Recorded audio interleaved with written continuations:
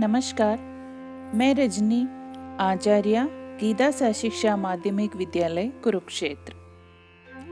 आज भारतीय शास्त्रीय नृत्य कथक के मशहूर कलाकार बिरजू महाराज जी का जन्मदिन है। बिरजू महाराज जी का जन्म 4 फरवरी 1938 को लखनऊ, उत्तर प्रदेश के कालका बिंदादीन घराने में हुआ था। पहले उनका नाम दुखहरण रखा गया था, जो बाद में बदलकर बृजमोहन नाथ मिश्रा हुआ। उन्होंने सिर्फ 3 वर्ष की उम्र में ही प्रतिभा दिखानी शुरू कर दी थी, जिसे देखकर उनके पिता ने उन्हें कला शिक्षा देनी शुरू कर दी। लेकिन जब वह 9 साल के थे, उनके पिता के निधन हो गया, जिसके बाद परिवार की जिम्मेदारी उनके कंधों पर आ गई।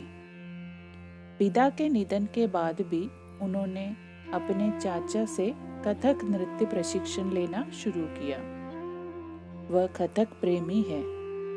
उन्होंने कथक के साथ कई प्रयोग किए और फिल्मों के लिए कोरियोग्राफी भी किया।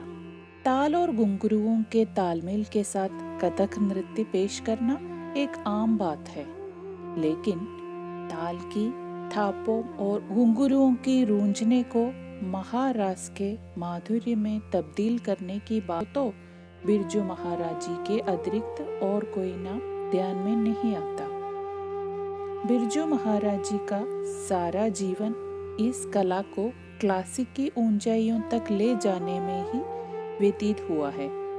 उन्हें भारत के दूसरे सर्वोच्च नागरिक सम्मान पद्म विभूषण और कालिदास सम्मान समेत अनेक सम्मान से सम्मानित किया जा चुका है।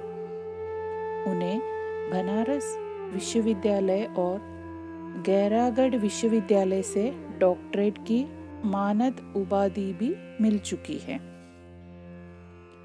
बिरजू महाराज जी ने मात्र 13 वर्ष की आयु में ही नई दिल्ली के संगीत भारती में नृत्य की शिक्षा देना आरंभ कर दिया था।